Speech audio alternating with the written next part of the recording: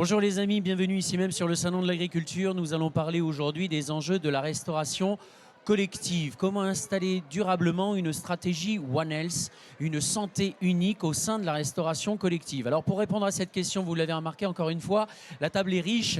Il y a beaucoup de monde autour de cette table. Je vais être en co-animation avec Nathalie Kerwas. Et une fois n'est pas coutume, eh bien, nous allons vous demander en 2 minutes de vous parler de vous et de votre attachement avec Bleu Blanc Cœur en 2 minutes à peine.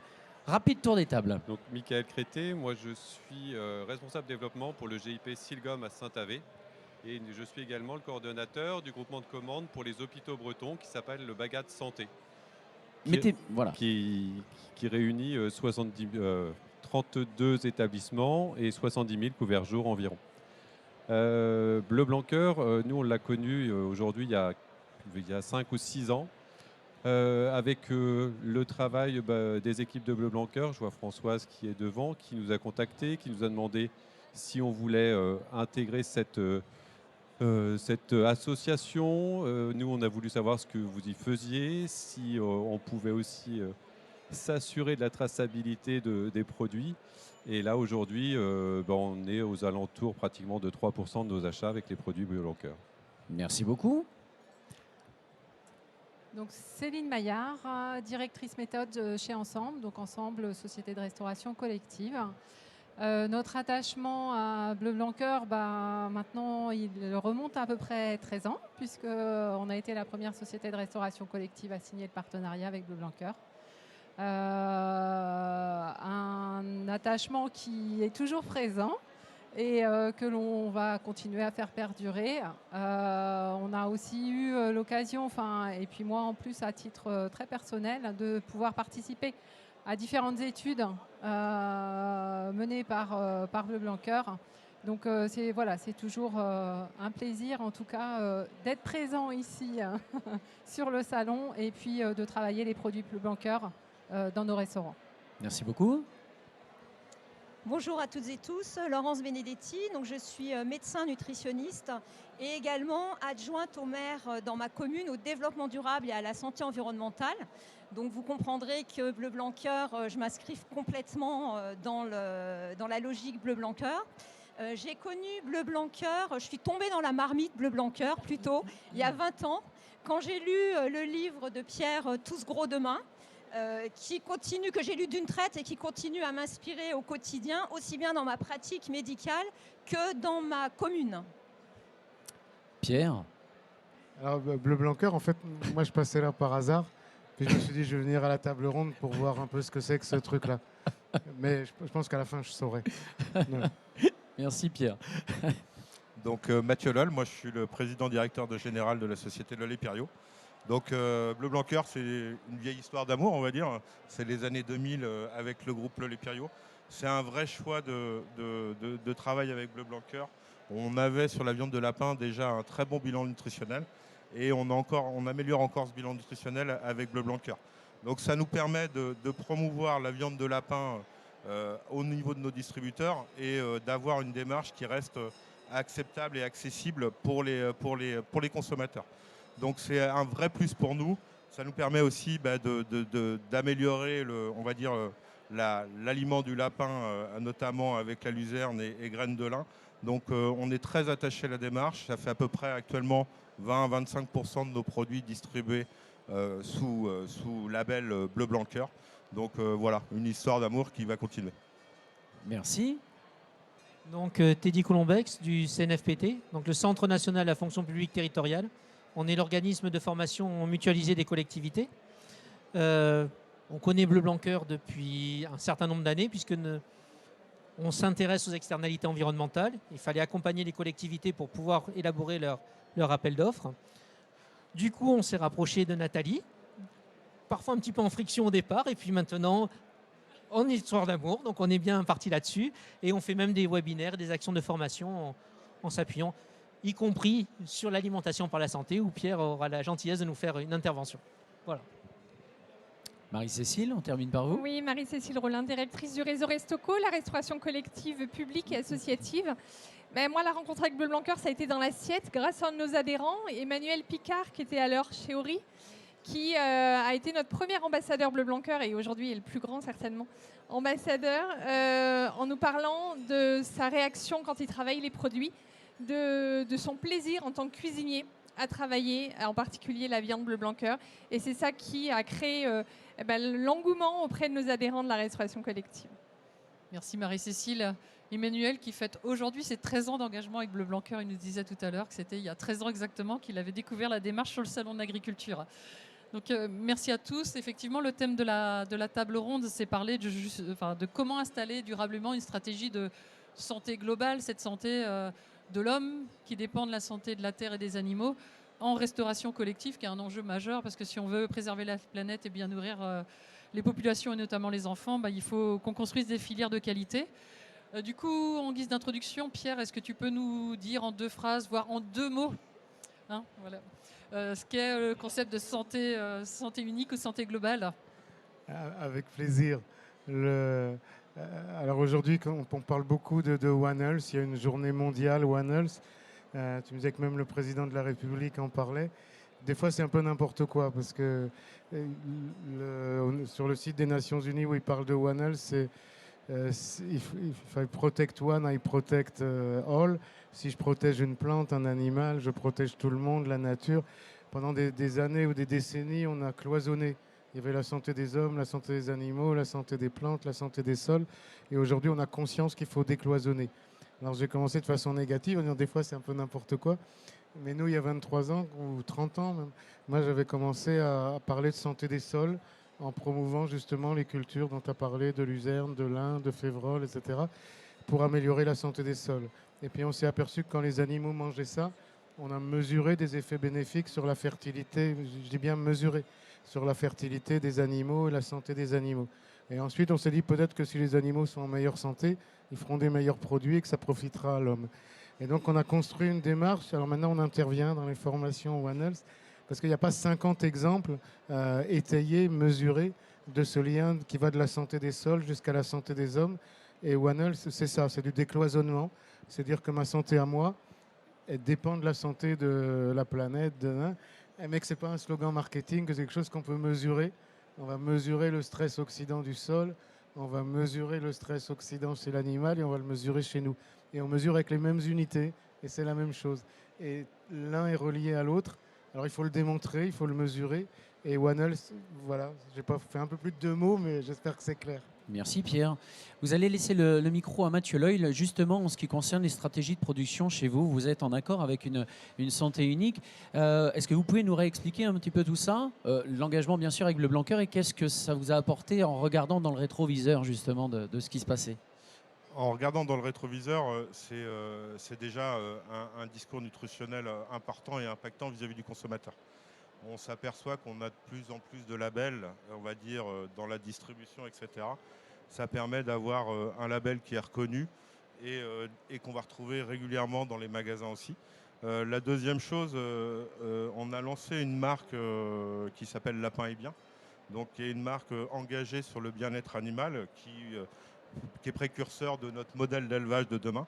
Et donc on a vraiment choisi dans cette démarche-là d'associer Bleu Blanc Cœur dès le démarrage. Le bien-être animal, le bien-être de l'éleveur et le bien-être du consommateur. Donc ça passe par l'alimentation. Moi je suis persuadé que le premier médicament, ça reste la nourriture. Donc dans cet accompagnement, le lapin, on a un très bon bilan nutritionnel, un très bon bilan aussi, on va dire, écologique. On est sur un animal qui mange des sous-produits des céréales. Donc on a plein d'avantages à promouvoir cette viande et dans la démarche Bleu Blanc Cœur, ça nous permet d'accompagner cette démarche aussi bien chez nos clients grande surface, mais également dans les collectivités, chez nos grossistes, etc. Merci beaucoup Mathieu. Marie-Cécile, donc directrice du réseau Restoco, vous faites face à des enjeux importants en ce moment avec l'inflation, le devoir de nourrir tout le monde équitablement avec des produits de qualité, de saison, locaux. Et du coup, j'avais envie de te demander, cette stratégie de santé unique qui a été présentée par Pierre, est-ce que ça peut être une voie de salut pour la restauration, la composition de l'offre et puis répondre à ces enjeux qu'on traverse actuellement? Oui, alors c'est vrai on a conscience que la restauration collective, même si c'est que 7% des achats alimentaires en France, c'est à la fois le lieu pour donner à tous accès à une alimentation équilibrée et même accès à tous le plus jeune âge jusqu'à l'EHPAD en passant par tous les stades de la vie, que ce soit au travail ou à l'hôpital. Donc on a cet enjeu de santé publique qui est très fort et qui là avec l'enjeu d'être aussi en rempart contre la précarité. Cette pression augmente et donc on a ce devoir de donner accès à une alimentation de qualité à tous. Mais avec effectivement cette difficulté depuis un an, on fait face à une inflation importante et on a complètement conscience, et on le voit dans nos achats et nos adhérents nous en témoignent, les difficultés qu'on peut avoir à s'approvisionner en produits si on ne prend pas soin de ceux qui font les produits, de toute la chaîne, et puis bien sûr des sols et de la durabilité. Donc effectivement, on a besoin, pour répondre aux achats de la restauration collective qui nourrit 10 millions de personnes par jour, de veiller à ce que l'ensemble des démarches qualité sont nécessaires pour apporter ces repas. Et on a besoin de démarches qui sont durables, qui nous assurent demain des volumes dont on a besoin sur les territoires, au plus proche des convives, sur la complémentarité des produits dans les assiettes. On nourrit les gens tous les jours et souvent même 2 fois par jour. Donc on a besoin de viande, d'œufs, de légumes, de légumineuses, tous les produits en leur place et de s'assurer que ceux qui les produisent puissent être rémunérés à leur juste coût de ces produits-là. Donc ça, ce sera possible en collectivité si il y a une prise en compte politique de la valeur de ce repas, de ce qu'il apporte, et que la société donne à ces collectivités publiques les moyens d'être à la hauteur de ces engagements. Juste pour rebondir, quand tu dis qu'il faut que la société prenne conscience des valeurs, est-ce que justement ces items de santé globale, un bénéfice nutritionnel, un bénéfice environnemental, peut aider à convaincre et la société et le politique qui la gouverne ? Bien sûr, quand on investit, quand on donne, on met du budget pour qu'une école, un collège, un hôpital achète des produits alimentaires pour nourrir au quotidien les convives qu'il reçoit. Cet argent-là, il n'est pas perdu. C'est de l'argent qui permet d'avoir des gens en bonne santé, des gens qui vont apprendre aussi à acheter, à manger de façon équilibrée. C'est de l'argent qui revient aux producteurs, aux transformateurs, aux grossistes du territoire. C'est tout un cercle vertueux. Donc en fait, on investit sur une économie et le bien-être des gens sur le territoire. Donc oui, nous, ce qu'on revendique, c'est d'arrêter d'être dans imaginez la restauration collective comme étant une dépense. C'est pas ça du tout. C'est un investissement pour les territoires et pour la santé et pour le bien-être de tous. Merci beaucoup. Céline Maillard, pour le groupe Ensemble, vous faites partie des premières sociétés de restauration à avoir intégré et vous êtes engagé auprès de Blanqueur. Quels ont été les engagements forts justement pour ces offres durables, locales et responsables ? Oui, effectivement, je rejoins tout ce qui vient d'être dit, puisque Ensemble, depuis de nombreuses années, on est engagé justement sur ces territoires. On choisit de travailler avec des filières, que ce soit des filières de viande ou des filières de légumes ou de fruits. On choisit forcément de les travailler en privilégiant les produits non transformés, des produits bruts, de saison, en approvisionnement local. Donc tout ça, ça participe forcément à cette offre de restauration que l'on souhaite durable et pour une meilleure santé. En privilégiant, en ayant en tête aussi effectivement le volet environnemental qui n'est pas à négliger dans cette restauration de demain. Et en quoi justement Bleu Blanqueur répond à cette stratégie pour vous ? Alors on a abordé effectivement le dernier volet, le volet environnemental, mais Bleu Blanqueur va effectivement prendre en compte ce point-là, prendre en compte l'aspect nutritionnel, bien donner à manger aux animaux. Pierre en parlait tout à l'heure, on le retrouve dans les produits qui seront consommés et mis en œuvre pour les repas des petits aux grands convives. Et puis sans oublier forcément tout l'aspect filière et social, sociétal de la démarche. S'engager avec Bleu Blanqueur, c'est aussi soutenir des filières françaises. Donc voilà, Bleu Blanqueur rejoint vraiment tous les piliers que que l'on souhaite mettre en œuvre, nous, en termes de restauration collective au niveau d'ensemble, et qui rejoint les piliers qu'on a définis aussi pour l'entreprise à mission, puisque depuis l'année dernière, on est entreprise à mission avec ces 4 grands piliers: territoire, social, santé et environnemental, que l'on met en œuvre de façon quotidienne dans les repas que l'on délivre. Merci énormément, Mickaël. Je vous invite à prendre le micro, peut-être à vous avancer un tout petit peu. Voilà. Du coup, vous êtes responsable du sourcing au Bagad Santé, donc vous allez nous expliquer où vous êtes implanté et ce qu'est ce Bagad. Et là, vous venez récemment de référencer un joli panel de produits Bleu Blanc Cœur. Oui. Est-ce que vous pouvez nous dire vos motivations, comment vous avez fait, et puis du coup, grâce à ça, comment vous répondez à Egalim? Alors nous, on a fait un sourcing, on est rentré pour 4 ans là, sur un nouveau marché. On a fait un sourcing depuis 3 ans sur les produits qui existaient sur d'abord le territoire français, puis forcément un petit peu breton. Mais en dehors de ça, on peut pas aller mettre des notes uniquement sur la localisation. Il a fallu aller chercher les désignations, les typologies de produits pour pouvoir rentrer des produits Bleu Blanc Cœur. Et il faut aussi avoir les spécificités de chacun.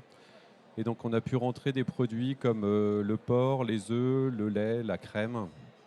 Et là, demain, on va rentrer ce qui est yaourt et ce qui est fromage blanc pour l'ensemble du Bagad Santé sur tous les hôpitaux bretons. Merci beaucoup. Merci. Laurence Benedetti, vous en tant que médecin élu également à Villemoisson-sur-Orge, vous l'avez rappelé tout à l'heure durant votre introduction, quel est votre intérêt pour cette santé globale défendue par Bleu Blanc Cœur? Et en tant que professionnel, comment mettez-vous sur le terrain en œuvre les choses pour parler justement de vos convictions? Alors, d'abord, en tant que nutritionniste, les effets santé bénéfiques des oméga-3 aujourd'hui ne sont plus à démontrer, tant sur la prévention cardiovasculaire que le cerveau, que ça aille des bébés aux seniors, que le surpoids, l'obésité, que la fertilité. En tant qu'élu au développement durable, moi dans ma commune, j'ai été amenée à refaire le cahier des charges pour nos cantines parce qu'on changeait de prestataire cantine. Et du coup, j'ai privilégié les produits qui étaient issus de filières qui respectaient le bien-être animal, la santé des hommes et la santé des animaux, et en particulier Bleu Blanc Cœur pour tout ce qui est viande blanche. J'ai privilégié aussi des labels vertueux pour la pêche. Nos poissons sont pêche durable. On a beaucoup plus de produits circuits courts et également de fromage AOC. Pour moi, ça paraît très important. Je pense qu'il s'agit d'une volonté vraiment politique. Quand on veut mettre ça en place, on y arrive. Ça a coûté une certaine somme d'argent à notre municipalité, mais le maire était complètement d'accord pour que la santé, ça commence dans l'assiette des enfants. On n'a pas répercuté ça d'ailleurs sur le prix de la cantine scolaire. Et puis, fréquemment, je suis amenée à faire des événements de sensibilisation aux éco-gestes. En particulier, récemment, j'ai fait un événement qui s'appelle « Quelle assiette pour ma planète ?» avec une conférence pour les enfants, une conférence pour les adultes, pour que chacun puisse prendre conscience de l'intérêt sur notre santé, du contenu de notre assiette et de l'intérêt justement de ces filières qui sont respectueuses pour le bien-être des animaux, de notre santé et de la santé de la planète. Merci beaucoup. Le micro pour Teddy. Donc, Teddy, merci d'être là. Tu représentes le CNFPT, le Centre national de la fonction publique territoriale. Effectivement, on s'est rencontrés sur les chats ou de votre réseau au moment de la loi Egalim. Et du coup, on avait des versions peut-être un petit peu opposées ou peut-être des incompréhensions. On a très vite dialogué et puis très vite compris qu'on pouvait mettre des choses en place ensemble autour de Egalim. Mickaël a parlé de tous ces lots et ces achats en Bleu Blanc Cœur par rapport peut-être à une logique Egalim dont tu pourras peut-être nous reparler après. Au niveau du CNFPT, du coup, on a fait pas mal de choses avec vous, en lien avec vous. Est-ce que tu peux nous parler de tes missions et puis des actions qui sont mises en place? Tout à fait. Donc, depuis quelques années, on a mis en place des propositions de cahier des charges disponibles pour tous les acheteurs publics, y compris l'hospitalier. Le but du jeu, c'est de permettre à toutes les collectivités de pouvoir acheter en toute sécurité juridique, sans parler de local. Mais du coup, effectivement, il faut clarifier les termes. C'est comme ça qu'on est allé vers une convergence. Et naturellement, ça permet aux collectivités d'acheter des produits de qualité, des labels, du bio, etc. Et notamment des produits qui répondent aux externalités environnementales. Donc à partir de là, on a travaillé avec vous, y compris comment les fournisseurs peuvent répondre aux appels d'offres des collectivités sur les externalités environnementales. Donc on a mis des outils en place, etc. Et du coup, pour vulgariser ou du moins donner cette information aux collectivités, on a plusieurs types d'actions, des webinaires. Là, on va bientôt faire avec Nathalie, puisque le but du jeu aussi, c'est de montrer comment fonctionne l'outil, mais aussi comment les fournisseurs vont y répondre derrière, après un sourcing de qualité, comme vous avez fait. On a fait aussi des formations distancielles, où là, c'est sous la forme de classe inversée. On met en place des exercices, on met à disposition des ressources. Donc les cahiers des charges, ils sont disponibles pour tous via la communauté alimentation restauration du CNFPT. Elles sont aussi référencées par l'ADEME sur le site Optiged et elles sont dans une partie prenante des guides du CNRC, du Conseil national restauration collective. Donc tout ça, c'est à disposition, mais maintenant, il faut accompagner les collectivités. Donc les formations distancielles en classe inversée répondent à ça. Mais on ne fait pas que ça, on fait aussi des actions sur la lutte contre le gaspillage, on fait aussi des actions sur les cuissons évolutives basse température. On fait aussi une merveilleux webinaire sur l'alimentation par la santé, comme je disais tout à l'heure, que Pierre a la gentillesse d'animer. Et aussi, pour répondre à Marie-Cécile, on fait aussi des formations sur Mon Resto Responsable qui permet de rassembler un petit peu toutes les problématiques que vous avez évoquées. Voilà. Merci beaucoup.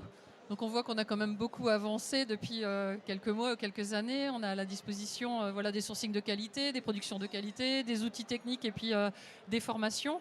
Du coup, à l'épreuve du terrain et de ce qui se passe aujourd'hui dans ce contexte un peu particulier, qu'est-ce qui pour vous, je me permets de faire un petit tour de table, qu'est-ce qui manquerait ou qu'est-ce qu'il faudrait faire pour accélérer le mouvement et puis rendre accessible cette santé globale au plus grand nombre ?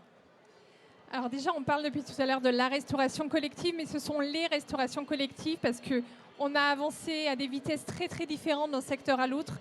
Si heureusement on a une prise de conscience forte en scolaire avec des élus souvent qui ont compris le rôle de cette restauration collective, n'oublions pas le secteur médico-social qui représente pratiquement la moitié de nos achats et sans lequel on ne pourra pas proposer des débouchés pérennes et importants aux agriculteurs, transformateurs, distributeurs. Donc il y a vraiment besoin d'avancer, d'accompagner l'ensemble de la restauration collective et en particulier les hôpitaux qui sont quand même qui ont un budget décidé par l'État et sur lequel on est encore les parents pauvres de ce secteur et qui pourtant ont un rôle. Ils nourrissent des malades, mais ils nourrissent aussi des soignants au quotidien. Et je pense que leur santé aussi mérite d'être prise en compte avec une alimentation avec des produits Bleu Blanc Cœur. Mathieu Loyle. Moi, le premier point, c'est le budget. On va dire, je parlais plutôt de l'alimentation globale. On s'aperçoit quand même dans les 20-30 dernières années que la part du budget consacré, même dans un foyer, représente à peine 10% de l'alimentation. Si on veut une alimentation de qualité demain et pouvoir acheter des produits français et des produits qui sont bons pour la santé, il va falloir que ce budget augmente. Parce que d'une manière ou d'une autre, on ne pourra pas produire mieux avec moins. Donc la priorité, c'est de se dire que l'alimentation, c'est le premier atout pour la santé et que les Français, dans leur globalité, que ce soit dans l'alimentation chez eux ou à l'école, acceptent de mettre un petit peu plus cher dans leur repas, quitte des fois à diminuer la portion de protéines, de viande ou de poisson derrière. Mais la priorité, c'est ça, parce que sans ça, on ne sera pas capable d'installer des éleveurs demain, on ne sera pas capable d'avoir des industries et on ne sera pas capable de nourrir les gens correctement. Et la première chose aussi que je voulais mettre en avant, c'est la gastronomie française. On a un vrai atout au niveau international, on a des vrais savoir-faire. C'est primordial que demain, on arrive à garder ça. Parce que je pense qu'on a une alimentation qui est plutôt bonne pour la santé, plutôt équilibrée. Donc on a des vrais atouts à faire valoir et on est en plein dedans avec la démarche Bleu Blanc Cœur. Merci Mathieu. Non, mais si la question c'était qu'est-ce qu'il faut faire pour que ça se développe plus dans la restauration collective, moi je vais me garder de donner une réponse, mais je peux faire un tout petit rapport d'étonnement. On est en train de monter, parce que c'est révélateur, on monte une étude clinique à Rennes avec le CHU dans les EHPAD d'Ille-et-Vilaine. Une étude qui doit durer 4 ans, où on va regarder l'impact à régime égal, comme on fait toujours, d'une alimentation Bleu Blanc Cœur sur des éléments, sur la dépendance des patients, tant sur le pas des patients, des résidents, tant sur le plan physique que sur le plan mental. Et du coup, on est confronté à la réalité de enfin de la restauration collective dans les EHPAD. Et franchement, peut-être qu'un jour j'y serai, je ne sais pas quand, mais ça fait peur. Ça fait peur en termes de budget. Quand on me dit c'est les budgets les plus bas, les prisonniers c'est les budgets les plus hauts, parce que s'ils ne sont pas contents, ils cassent tout. Alors tu comprends, les vieux dans les EHPAD, ils cassent rien. Il y a des problèmes de budget, il y a aussi des problèmes de main-d'œuvre, il y a des problèmes. Je vous raconte juste ça, parce que je ne vais pas donner de leçons. Je veux dire, des fois, si on simplifiait un peu, si on avait conscience des enjeux, s'il n'y avait pas tous ces maillons, il y avait un EHPAD qui était volontaire à rentrer dans l'étude. Les diététiciennes, les gériatres, les cuisiniers, tout le monde voulait y aller. Mais il y avait un problème, c'est qu'on ne savait pas qui achetait. C'était quelqu'un du CHU. L'étude, elle est montée avec le CHU, avec le prof de nutrition, le prof de gériatrie. On n'a jamais su identifier l'acheteur. Et puis après, il y a tous ces problèmes de c'est pas pour nourrir 10 personnes dans les EHPAD, il faut nourrir tous les EHPAD. Et puis la cuisine collective, elle ne nourrit pas que les EHPAD, mais fait donc pour nourrir 15 personnes, il faut en nourrir 1500. Et ces problèmes, c'est un rapport d'étonnement. Hein. C'est pas partout comme ça. Je caricature parce que c'est le truc le pire que j'ai rencontré. Mais si on veut répondre aux enjeux, il faut en avoir conscience. Il ne faut pas démultiplier des maillons qui déshumanisent les choses, etc. Parce que on a tous des bonnes intentions, mais les mettre en œuvre, des fois, c'est compliqué. Voilà. Merci Pierre. Laurence. Mais encore une fois, moi je dirais que dans une commune, tout est question d'arbitrage et qu'il faut peut-être faire des économies sur certains postes et privilégier d'autres postes. Et à mon sens, le contenu de l'assiette de nos enfants, c'est quelque chose d'extrêmement important qui doit passer avant d'autres postes. Donc voilà, ainsi que les baskets. C'est facile aussi, une paire de baskets, ça a une action très importante pour notre santé. Et ça coûte pas cher. Céline. Alors moi, pour rebondir, parce que je ne vais pas redire tout ce qui a déjà été dit, que je partage, juste dire qu'on est en pleine transition alimentaire par rapport à tout ce qu'on vit actuellement. Pour nous, restauration collective, on a des clients en face, et il faut savoir aussi correctement les accompagner dans ces cahiers des charges. L'offre alimentaire doit changer, on ne doit plus avoir demain pléthore de choix, de l'entrée au dessert.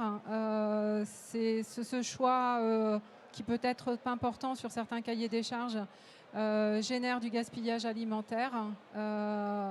Et donc tout ce qui peut être réduit sans impacter justement la qualité de cette restauration doit être travaillé en concertation avec nos clients justement pour garantir demain toujours une qualité d'offre à travers les produits, à travers les plats cuisinés. Mais voilà, en changeant peut-être certaines choses dans cette offre, réduction du choix, alternance protéines végétales, protéines animales, pardon. Les deux sont complémentaires et doivent trouver leur place dans les offres de demain. Michael. Alors pour nous, on va faire à manger pour les petits et pour les très grands, puisqu'on va faire de la maternité, mais aussi on va faire de l'EHPAD. Et ce que tu disais tout à l'heure sur l'offre, nous aujourd'hui à l'hôpital, on a 22 régimes, Pierre, et 4 déclinaisons textures. Ce qui fait imaginer le nombre de productions qu'on doit faire, même si des fois il en faut 3 portions, et ben on va quand même sur 8500 repas, on va quand même faire les 3 portions. Et il faut qu'on en garde une parce qu'on n'est pas à l'abri d'une tiaque ou de quoi que ce soit. Donc voilà, tout est démultiplié. Maintenant, nous, la grosse force, il faut absolument que nous, institutions publiques, on continue d'aller sourcer nos fournisseurs, sourcer nos distributeurs et nos industriels pour trouver le bon produit pour qu'il aille réellement aux bonnes personnes.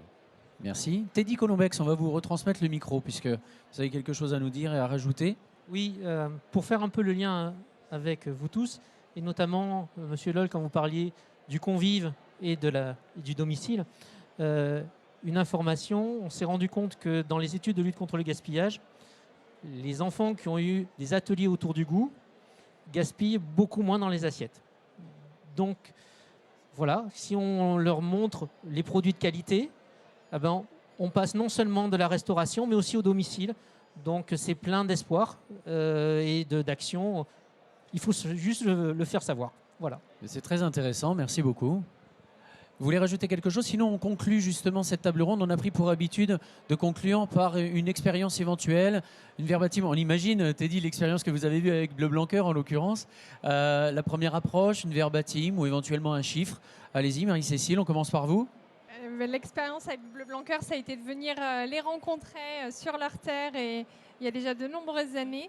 Et puis pouvoir surtout, je crois que ce qui nous réunit, c'est de penser global, de ne pas être dans la défense uniquement d'une démarche qualité, des guerres de chapelle, mais vraiment global, parce que l'intérêt, c'est qu'on aille tous vers une meilleure alimentation, que nos agriculteurs vivent mieux de l'agriculture française aujourd'hui qui est exceptionnelle. Et donc pour ça, on a besoin de tous aller dans la même énergie. Donc nous, collectivités, on essaye d'aller dans cette énergie-là avec vous, mais on n'est qu'un petit maillon.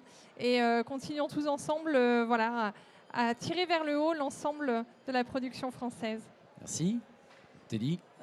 Moi, c'est surtout passer d'un outil très rigide qui sont les marchés publics, qui peuvent être pris comme une contrainte et qui tout à coup deviennent un élément très positif.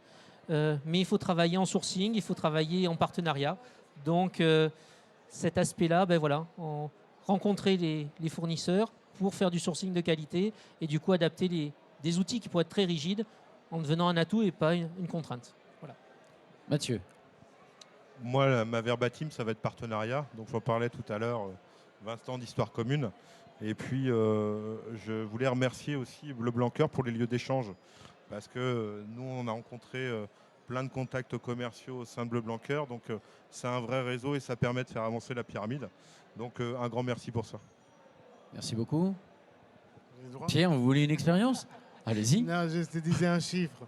Oui, un chiffre, ça peut être intéressant. 23, ça fait 23 ans que Bleu Blanc Cœur a été créé. Et quand je vois le chemin parcouru, parce que la restauration collective, c'est pas simple. Hein. Tu as tout un tas de maillons, de professions qu'on ignorait complètement. Quand je vois le chemin qu'on a fait en 23 ans, bravo à toute l'équipe. Puis imaginez ce qu'on va faire dans les 23 ans qui viennent. Ça va être super. Laurence? Moi, je dirais que de la fourche à la fourchette, il faut que tout le monde y trouve son compte. Voilà. Et je remercie Bleu Blanc Cœur pour sa démarche parce que c'est une globalité, en fait. Tout le monde y trouve son compte. Cécile? Alors moi, j'évoquerais les agriculteurs qui sont engagés, que j'ai eu l'occasion de croiser à chaque fois, qui sont vraiment engagés dans leur démarche de production, qu'elle soit filière viande, œufs, produits laitiers.